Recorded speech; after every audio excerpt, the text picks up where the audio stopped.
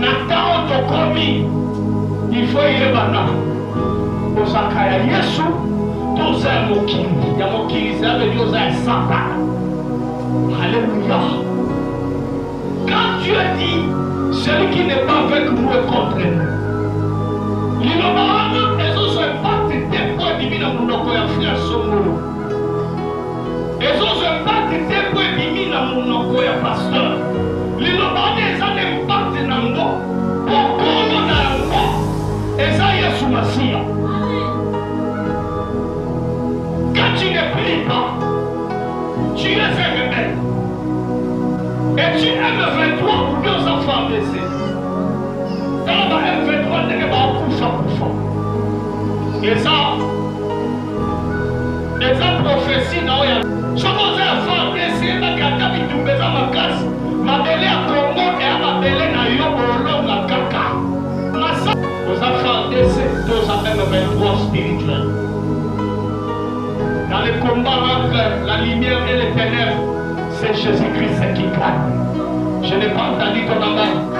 Dans le combat entre la lumière et les ténèbres, c'est Jésus-Christ qui gagne toujours. Les ténèbres ne régneront pas toujours.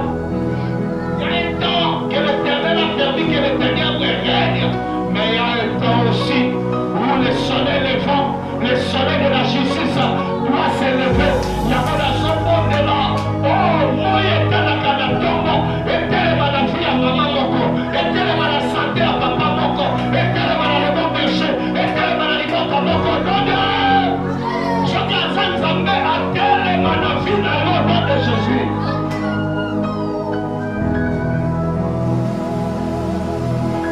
Le culte parallèle. Israël, tant que se positionner, Néli a un sang. Alléluia. Néli a un sang. Ce qui n'a famille, vous allez le mon côté. Sachez-le très bien. Bateau bazali le mon côté, bateau bazali le mon côté dans ma côte na bango. Et ça va nous bambou du ça ma côte na bango. Et ça va nous bambou télémé na ma côte. C'est pourquoi la Bible exhorte les enfants. Enfants, obéissez à vos parents. Les parents sont aussi modèles. Amen, Église. Le culte parallèle. Côte à côte. Face à face. Entre toi et tes ennemis. David a dit, tu humiles ma tête et ma coupe de mort. Tu dressas devant moi une table en présence de mes ennemis, en face de mes ennemis.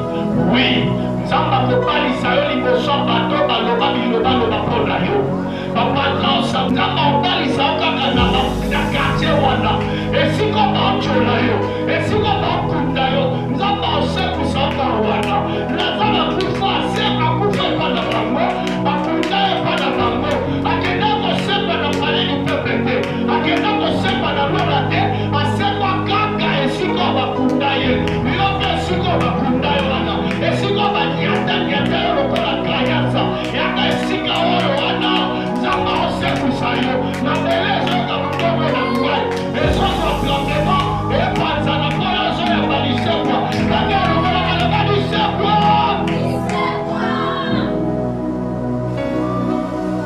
Il faut savoir pourquoi le nom de Jésus. Ici il s'agit de Jésus, les pharisiens, les Grecs et Lazare. Il y a un culte parallèle. Pendant que Jésus prêchait l'évangile de ville en ville, en guérant, il n'y a pas une chose à kende.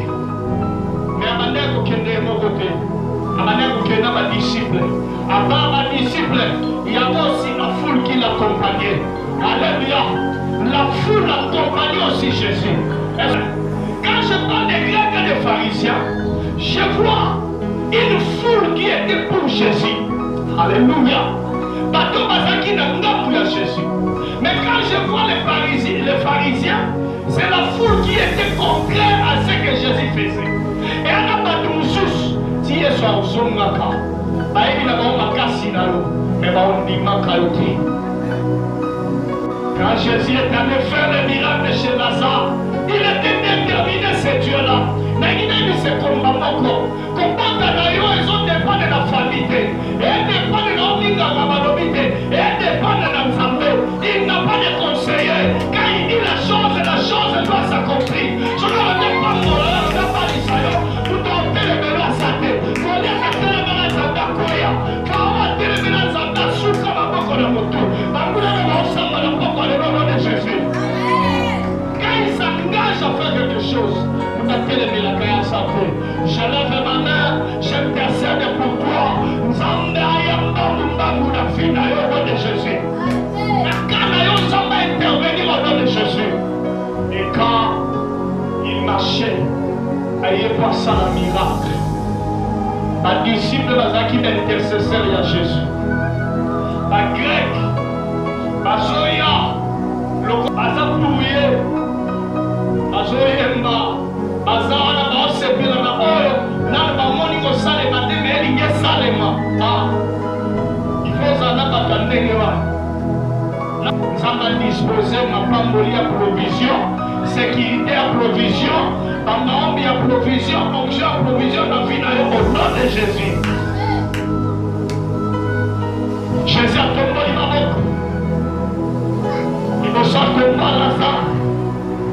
Quand ma Lazare sort, ma disciple Bazara qui d'accord, c'est là-bas mon a tombé fou ma Lazare vivant. Alors va bien bien. Mais les pharisiens, qui n'ont pas de doute, et l'on y est salement, nous avons poli déjà sur le béton, là tu vas cacher. Je suis venu te parler de la prière. Pour te dire ceci, pendant que toi tu pries ici, il y a aussi des ennemis qui prient contre toi. Pendant que toi tu invoques Dieu, ça m'a fait ça aux Luka.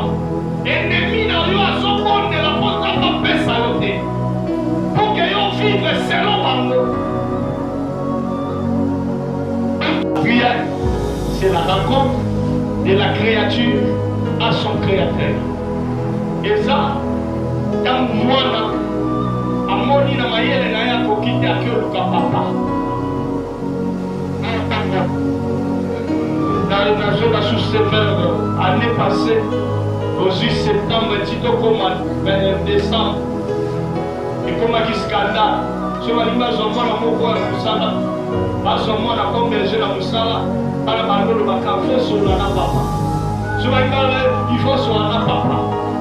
Et comme vous faites ça même, il y a pas de pays où ils ont les camions sur le papa. Le Père, c'est la sagesse. Comment joyeux comme moi si à moto. Parce que nous avons dit là, nous avons la potina. Et celui qui nous a dit ça, c'est ici qui va là. Nous avons dit la maman, nous avons fait ça, nous avons responsable. Il n'y a pas de nous avons fait ça.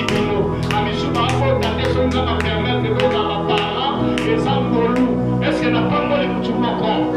Papa, nous sommes nous, il y a pour ça la responsable. L'émotion par la vie de maintenant, nous avons un pasteur, à la responsabilité physique, il n'y a pas d'anaïe. À la responsabilité spirituelle, il n'y a pas d'anaïe. Le maman a bien. Physiquement, il peut croiser les bras, mais spirituellement, il est en train de travailler. Est-ce que je bénis quelqu'un? Alléluia, Église. La prière, c'est la rencontre de la créature à son serviteur, à son créateur. Nous avons béni dans la potati. Nous avons béni dans la potati. Nous avons une explication pour appeler ça. Mais le croyez, il n'est pas un homme pour mentir, ni un fils de l'homme pour se repentir. Il doit faire quelque chose. Néli na osala, mais na osala la malongate. Alors que yo robi na makomi na yo, je bénirai l'ouvrage de tes mains. Dieu te doit des explications. Néli ni malheur zo la ndaba loke na otambola makomi, na boy kote kanzoto, na boy koiba, na osala musala mais néli ni salaire est médiocre. Ça va kota likamba ba fonctionnaire au nom de Jésus. Zabakota likambo ya bato bakenda oteka pilipili na au nom de Jésus. Moussala na yo faut procurer de l'abondance na kombo na Yesu. La prière, tu dois retenir ce soir que quand tu pries, la prière ce n'est pas du n'importe quoi. La prière est ça que ton chamakele le bayo kapé que biso pe to sambela. Nous sommes ici la kate. La prière est ça likambo yo na nzambe. Wana maloba ngoloba il faut loba. Makambo esi matena vino parce que loba bien te. Alléluia. Oui, ici na mitena place en nzambe te. Na lobeli yo pe église te lo kwa yo sa se boza biso. Na zo biso ka ke ko kota we ko kite. Ko za na pasteur ya nguya, oui nguya zali ya mama nzambe oui. Et qu'on quitte. Mais pour ta vie, tu dois prier. On a prié Dieu. Élie était là. Pondez là, vous pouvez savoir où ça va casser tes prières. Option de me, il y a pas de l'obligation à voler le maman comme pouf. Pétrole, mon te péli. Mon combat, on dit que la pasteur t'es maintenant pas mais tu dois parler. Tu dois prier. Et dit pasteur à ça, on a une autre. Mais parce que tu n'as pas prié, tu dois prier. Sangi sa kondi malayo na oyangai. Et pour ta remarque. Quand vous venez au bon berger, ne soyez pas en décharge, mais ça l'a pépélé. Ça l'a pépélé le coup dans la onction. Onction pour ta miracle. Que l'obéissance accompagne toute l'assemblée de Dieu au nom de Jésus. Onction.